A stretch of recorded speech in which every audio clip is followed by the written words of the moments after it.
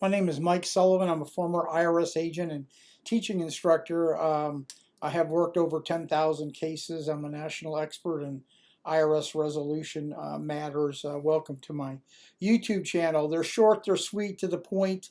I don't waste anyone's time, yours and mine.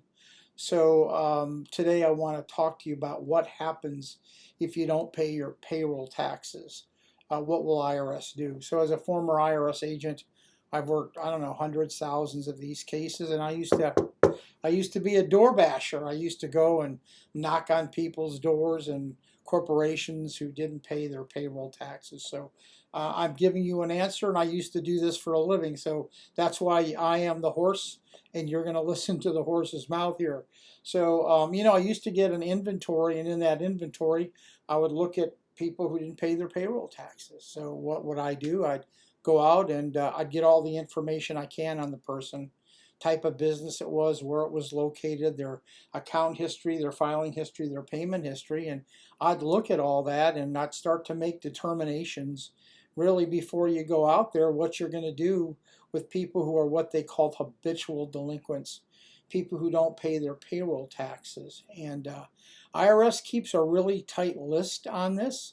Once a month you get a report of people in your zip code or how you work your cases, letting you know who hasn't paid their payroll taxes. And our job is to be tough on them. Very simply put, because it's not a tax. It's money that that corporation held in trust to pay over every quarter to the government. Some supposed to make it sometimes every 2 weeks, every month, and it's not there. And what happens? The government, in fact, refunds people's money on their W-2s at the end of every year, and you're holding the money, and IRS does not consider that to be a good situation. Sometimes quarter after quarter, year by year, so IRS has to make a determination on what to do. And when they see this as becoming habitual and repetitive, IRS has no choice but to close your business. That's what I used to do. I used to put locks and chains on businesses. So generally what's going to happen is you're going to get a notice, and at sometimes IRS is going to knock on your door and say, hey, what gives here?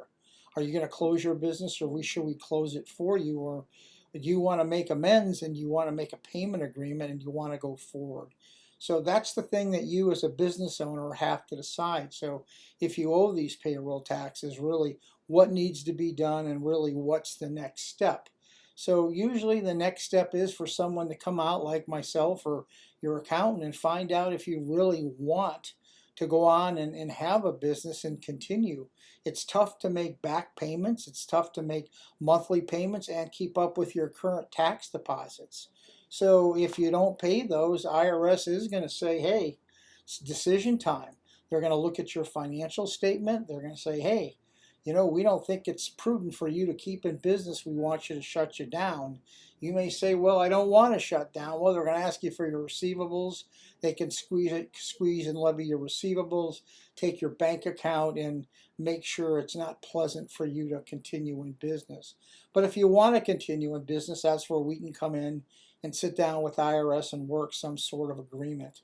The very first thing you want to do is you want to make sure that you file all your returns and at least start making current tax deposits in the quarter that you're in. That's very important to do, is start the process.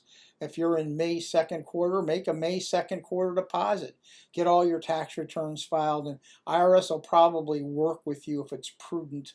The one thing I do is I look at your financial statements and I see, has this business ran its course? If I don't think it is, I'll get your payment agreement. I may be able to settle your debt for pennies on a dollar. IRS is going to run a full compliance check, and they're going to want to make sure all your 1040s are filed and paid and current. They're going to look at everything together really as one case. So you're going to want to make sure you do that. IRS is going to want a financial statement. They're going to want a personal financial statement, a 433A. You should download it and look at it. And a 433B, I want to see a business financial statement to see if it's proven. You're going to have to prove to them on a monthly basis that you can do two things. You can keep current, and the other thing is you can make a back payment. And if you can't, sometimes IRS will settle that debt 4 pennies on the dollar through the offer and compromise program. So if you need help determining what to do, if you owe back payroll taxes, you can give me a call. I can get an agreement worked out for you, but I'll analyze your business first. If you found this information was helpful, we need subscriptions here. Evidently, YouTube, they care about subscriptions. They put you down on the bottom if you don't get subscriptions, and if you get them, they move you on top. So if you could give me a subscription, just click that button on the bottom. You can give me a like, would be great too. By the way, yeah, you're welcome to call me for a free consultation, or leave me a comment, or send me an email, or send me a text. So if you're back on 941s, take them serious. I do want to mention one thing to you on payroll taxes. IRS will go after the responsible persons who did not pay it. They're going to go after you personally for the money. You need to do that. It's through the 6672 penalty, the trust fund recovery penalty. They're going to go after you and collect the withholding and 1/2 the Social Security, and they're going to make this special assessment in your name and all those who were responsible. So know that. Don't forget about the subscription. You're welcome to call me. Best of luck. Thank you for listening.